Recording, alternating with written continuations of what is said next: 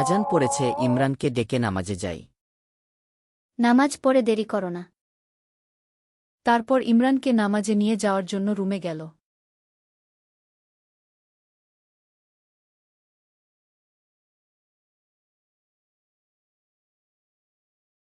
ইমরান, আজান হয়ে গেছে, বাবা উঠো, নামাজের জন্য প্রস্তুত হও। আহ বাবা, আজ খুব ক্লান্ত, পরে পড়ব। আমাকে ঘুমাতে দাও না বাবা। ইমরান, তাড়াতাড়ি এসো, আমি মসজিদে গেলাম। এ বলে চলে গেল মসজিদে।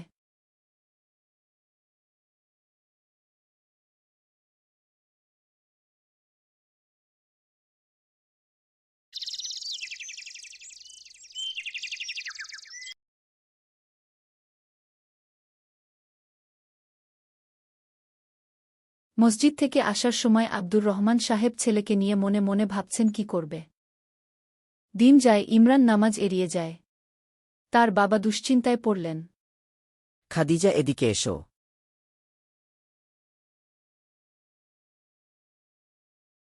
আসসালামু আলাইকুম। আমাকে ডেকেছেন? ওয়ালাইকুম আসসালাম। হ্যাঁ, ডেকেছি। খাদিজা, বলো তো ইমরান কি নামাজ পড়েছে? না, আসলে বলুন তো ইমরান এমন হলো কেন? নামাজ পড়তে চায় না। খাদিজা, বলো তো ইমরানকে কিভাবে সঠিক পথে আনতে পারি? একবার ইমাম সাহেবের সাথে কথা বলে দেখুন। ঠিক আছে, আমি নামাজে যাচ্ছি। আব্বু, আমিও যাব।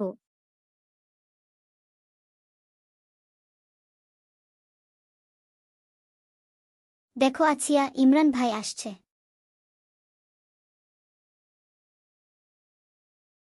আসসালামু আলাইকুম ভাইয়া। ওয়ালাইকুম আসসালাম। তোমরা সবাই কেমন আছো? আলহামদুলিল্লাহ, সবাই ভালো আছি। ভাইয়া, তুমি তো আজ বল নিয়ে আসোনি, আজকে কি খেলবে? আজকে আমরা মোরগের লড়াই খেলব। কি মজা, কি মজা, কি মজা, কি মজা। কি মজা, কি মজা। তোমরা থামো থামো, এভাবে হই হুল্লো করছো কেন? আমার বাবা অসুস্থ, দূরে কোথায় গিয়ে খেলো বাবারা। কাকা দাদুর কি হয়েছে? বাবা বুড়ো মানুষ, নানা রকমের রোগে ধরেছে। ওই আজান পড়েছে, চলো নামাজ পড়তে। আমি যাব না, আপনারা চলে যান।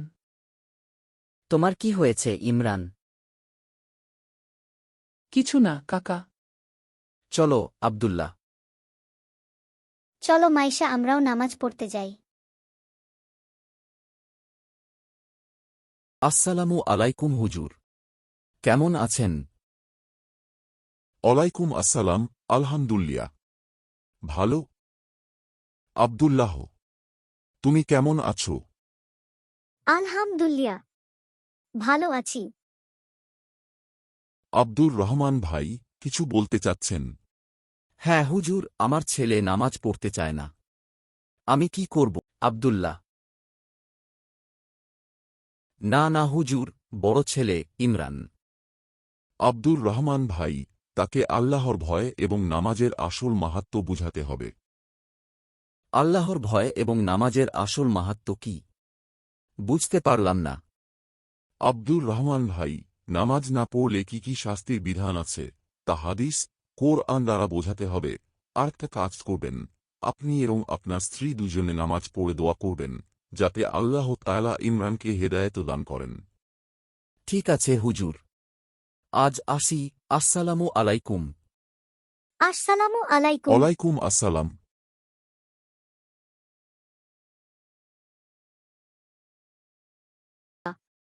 ভিডিওটি ভালো লাগলে একটি লাইক, শেয়ার এবং কমেন্টস করুন। ও হ্যাঁ, চ্যানেলটি সাবস্ক্রাইব করতে ভুলবেন না। ধন্যবাদ সবাইকে। এক রাতে ইমরান ঘুমিয়ে পড়ে। স্বপ্নে দেখে সে মারা গেছে, সবাই তাকে দাফন করে আসে। কিয়ামতের দিন শুরু হল। সবাই এক এক করে হিসাব দিচ্ছে, মিজানের পাল্লায় পাপ আর পুণ্য পারমাপা করা হচ্ছে। সে আতঙ্কে আছে, কারণ তার আমলনামা ফাঁকা।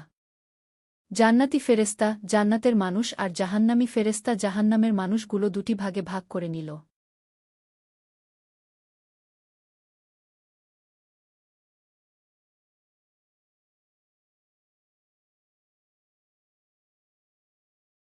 মিজানের পাল্লায় সকলের হিসাব নিচ্ছে।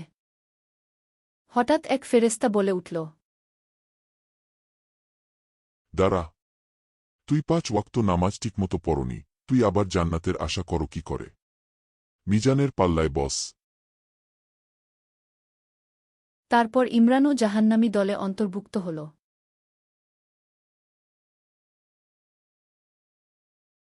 নামাজ হল মুসলমানের জন্য আল্লাহর হুকুম। যে নামাজ ঠিকভাবে আদায় করে আল্লাহ তার দুনিয়া ও আখেরাত সুন্দর করে দেন। জাহান্নামের উপর দিয়ে পুলছিরত দেওয়া হয়েছে, এবার সবাই এক এক করে পুলছিরত পার হতে থাকে।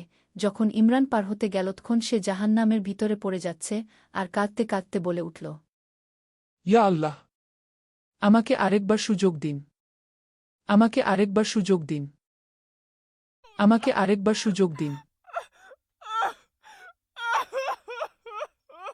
ওগো ওঠা, ইমরান কাঁদছে কেন দেখাতো? আসলেই তো কান্না করছে। চলো বাবা, তুমি কি ভয় পেয়েছ?